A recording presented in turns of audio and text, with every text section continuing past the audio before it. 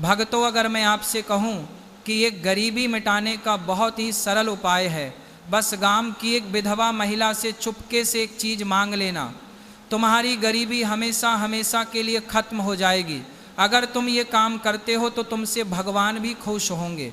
जय श्री कृष्ण, राधे राधे। भक्तों, स्वागत है आपका आज की बहुत ही ज्ञान प्रेरक कथा में। भक्तों, आपको तो पता ही होगा, जब एक औरत का पति इस दुनिया को छोड़कर चला जाता है, वह अपना सिंदूर, बिंदी, चूड़ी और बाकी सारे श्रृंगार को त्याग देती है, तब वह स्त्री एक बहुत ही कठोर तपस्या से निकलती है। फिर वह एक साधारण महिला नहीं रहती, फिर उसकी दुआ और बद्दुआ बहुत खतरनाक हो जाती हैं। अगर उस महिला के साथ किसी ने भी गलत व्यवहार किया और उसने बद्दुआ दे दी तो उसकी बद्दुआ पूरी हो जाती है, और वो जिसने विधवा महिला को सताया होता है बर्बाद हो जाता है। कभी भी एक विधवा औरत को नहीं सताना चाहिए, वह तो खुद बेचारी अंदर से टूटी हुई होती है। अब मैं आपको बताता हूँ कि वह कौन सी चीज़ है जो विधवा औरत से चुपके से मांग लेनी चाहिए, और विधवा औरत वो चीज़ आसानी से दे भी देती है। वह कौन सी चीज़ है, ये बताने से पहले मैं आपको एक छोटी सी कहानी सुनाता हूँ। इस कहानी को ध्यान पूर्वक सुनना। तो शुरू करते हैं। रामपुर नामक गांव में अमन नाम का एक लड़का रहता था। उसकी उम्र करीब 20-22 साल थी। उसका घर भी बना हुआ नहीं था। अमन अपनी झोपड़ी में रूखी सूखी रोटी खाकर गुजारा करता था। अमन बहुत मेहनत करता था। कभी मसाले की परातें उठाता, कभी इंटें ढोता, कभी सीमेंट के कट्टे उठाता। शाम को घर लौटता तो उसे पैसे इतने ही मिलते थे जितने में एक वक्त का खाना बन सके। फटे कपड़े, पूरे शरीर पर धूल, लेकिन चेहरे पर फिर भी अलग ही चमक। पूरे गांव वाले परेशान रहते थे, ये इतना गरीब होने के साथ इतना खुश कैसे रहता है।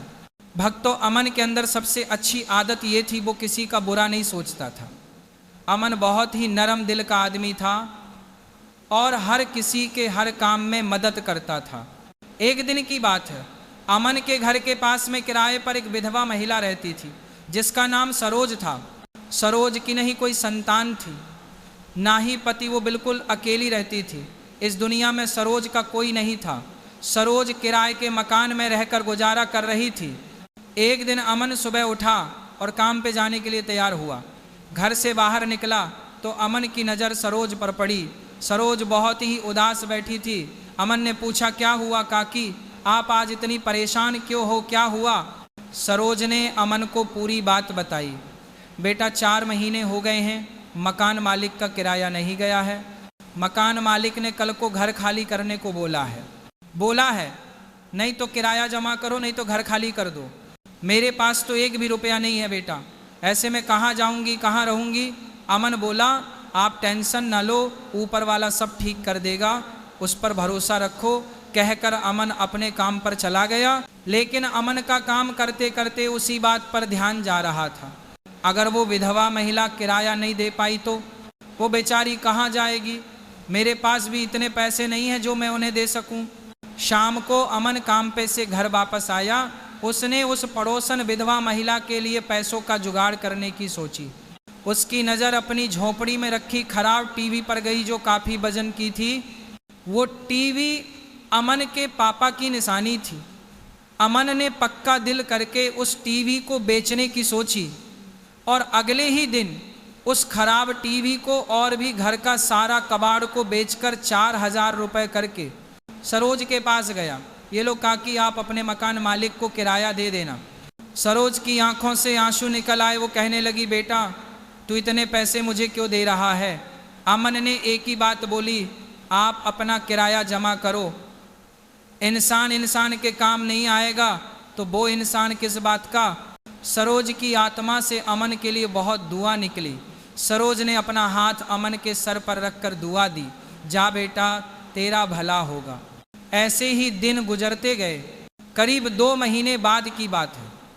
एक दिन अमन काम से लौट रहा था कि रास्ते में एक बड़ी और चमचमाती गाड़ी खराब खड़ी दिखी। एक आदमी महंगे कपड़ों में परेशान खड़ा था।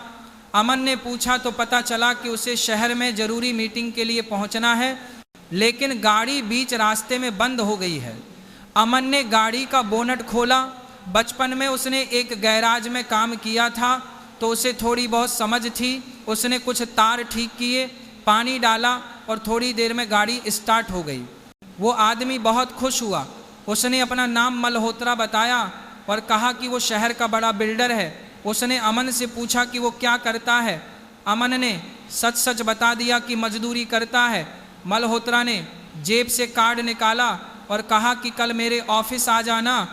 अगले दिन अमन ऑफिस पहुंचा तो उसे यकीन ही नहीं हुआ। मल्होत्रा ने उसे अपनी साइट पर सुपरवाइज़र बना दिया। तनख्वाह 25,000 रुपये महीने। अमन को लगा जैसे कोई सपना देख रहा हो, लेकिन ये सपना नहीं, सच था। अमन ने पूरे मन से काम किया।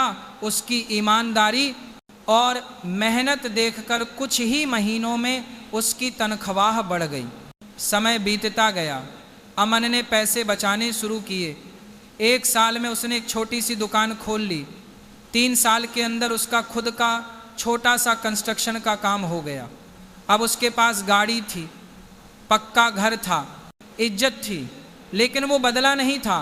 आज भी वो हर शाम सरोज के पास बैठता था, उसके लिए दवाइयाँ लाता था, उसके घर का पूरा ख्याल रखता था। एक दिन विधवा महिला सरोज ने उससे कहा कि बेटा, तू जानता है तेरी गरीबी कब खत्म हुई थी? जिस दिन तूने बिना स्वार्थ, बिना दिखावे एक बेसहारा की मदद की थी।